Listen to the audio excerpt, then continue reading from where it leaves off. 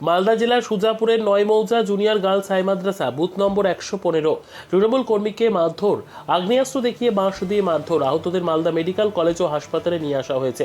ঘটনাস্থলে বিশাল পুলিশ বাহিনী মোতায়েন। এলাকায় উত্তেজনা। ঘটনাস্থলে পৌঁছলেন দক্ষিণ মালদা কেন্দ্রের তৃণমূল কংগ্রেস প্রার্থী শাহনওয়াজ আলী রায়হান। চাষপাড়ায় 115 নম্বর বুথের আমি তৃণমূলের এজেন্ট। গয়েশবাড়ির দুষ্কৃতী, কংগ্রেসের দুষ্কৃতীরা, যাদের চাষপাড়ায় কোনো ভোটার নেই, তারা এসে 20 থেকে 25 জন এসেছিল, সংঘবদ্ধভাবে এসে আমাদেরকে টেনে হিঁচিয়ে মেরে অনেক কষ্ট দিয়েছে। কি দিয়ে মারধর করেছে আপনাদের? এবং লাঠি, তাদের কাছে আগ্নেয়াস্ত্র ছিল। আগ্নেয়াস্ত্র দিয়ে কি মারধর করেছে? হ্যাঁ, মাথায় চোট লেগেছে। কতজনকে মেরেছে আপনাদের? 3 জনকে। হ্যাঁ, বুথ থেকে বের করে সেন্টার করছে। তারা স্ক্রিনে ছিল, ওদেরকে দিকে ভয় পেয়েছে। তারা 20-25 জন ছিল। কি চাইছেন এখন আপনি? আমি তাদের শাস্তি চাইছি, প্রশাসন তার আইনি ব্যবস্থা করুক। কি নাম আপনার?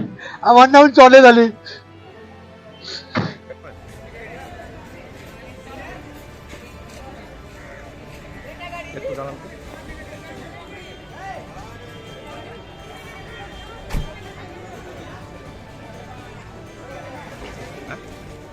বুকে লেগেছে, সবচেয়ে ক্ষতিগ্রস্ত আমার চোখ হয়েছে।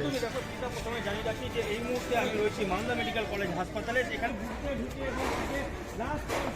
মারে এবং বাঁশ দিয়ে পেটানোর অভিযোগ হচ্ছে কংগ্রেস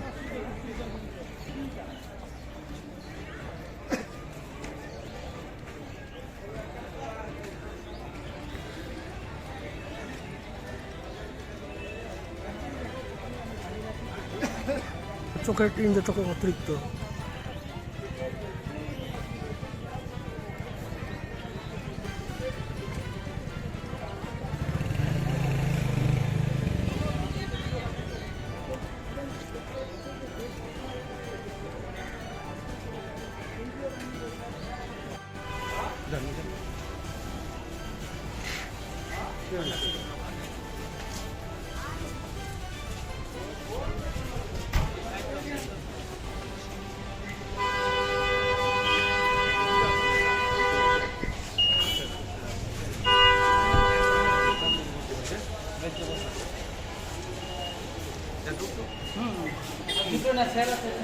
ছটা লোক কি করছিল?